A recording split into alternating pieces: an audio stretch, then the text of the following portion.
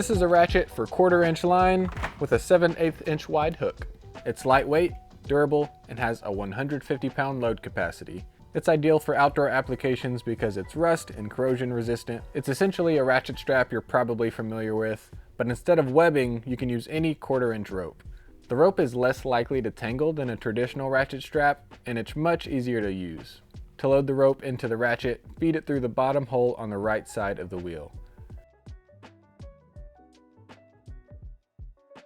If this is difficult, cut the end of the rope at an angle and melt it with a hot knife or a lighter. Then once it's seated in the groove of the wheel, rotate the wheel counterclockwise until the tail of the rope exits the same opening it started in. To rotate the wheel, you can use your thumb, or if your thumb is too large, you can use a small flathead screwdriver, a scratch-awl, or even a pin. I like to press the button so the wheel spins more freely and push the rope through the path with the flathead. If you're having trouble with that, you can also locate the cogs on the wheel and push them counterclockwise to advance the rope. You may need to use your other hand to guide the rope along the correct path.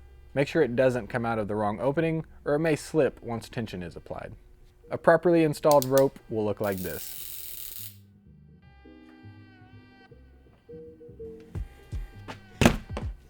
The left side is what you pull to tighten it,